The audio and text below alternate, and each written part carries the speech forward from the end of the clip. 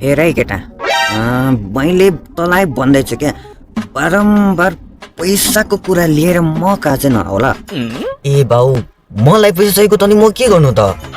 अब त्यो त तिम्रो विचार हो, जे गर्न मन छ त्यही गर। त्यसो भए हल्का हल्का जाडो पनि छ, ल बिहे गर्छु।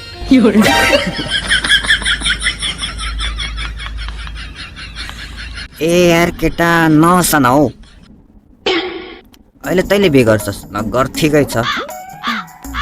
अब एकदम राम्रो कुरा हो। अब बिहे गरिसकेपछि त अब जुन बाउ आमाले पैसा दिनै पर्दैन। बाउ आमाले पैसा दिने भनेको बिहे गर्नुभन्दा अगाडि क्या। भनेपछि बिहे अगाडि पैसा दिने, ल कहिले हाल्नु न त, अब अहिलेसम्म त मेरो बिहे भएको छैन। पैसा पैसा पैसा, यो संसारभर पैसै पैसा के। वाट इज पैसा? बुरो इङ्ग्लिस बोल्छ, अब जानेको त्यही इङ्ग्लिस पर्काइदिन्छु मिलाइलाई। पैसा इज मनी होइन, तँलाई पैसा चाहिँ किन चाहिन्छ? मुख्य कुरा चाहिँ के हो? बाउ, मुख्य कुरा भनेको प्रेम हो क्या, लभ हो। त्यसमा पनि अब मेरो कमाउने उमेर त भएको छैन।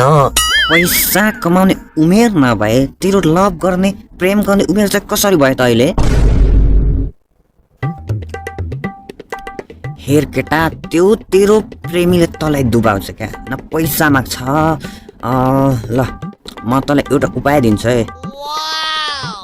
तैँले त्यसलाई यसो सुटुक्क फोनबाट भन्ने, हेर जिन्दगीमा माया भन्दा ठुलो पैसा होइन।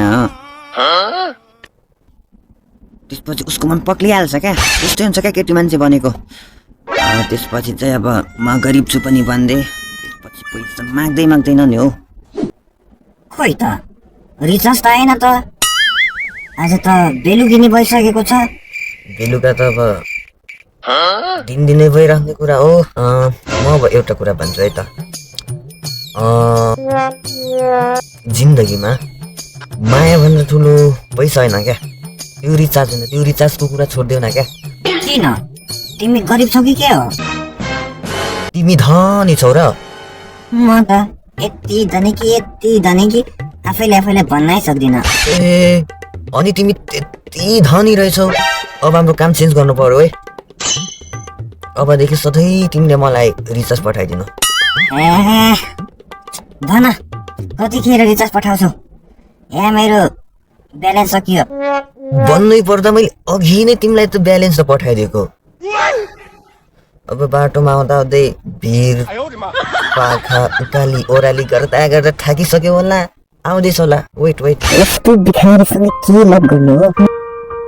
बिहे नभए पनि ल, डिभोर्स। अरे होइन, यो डिभोर्स भनेको चाहिँ के हो? ए, जन्माया गर्छु भनेको होला यार, तर के गर्नु, हामी डिभोर्स नगरौँ हो, बरु अब हामी सम्बन्ध विच्छेद गरिदिउँ।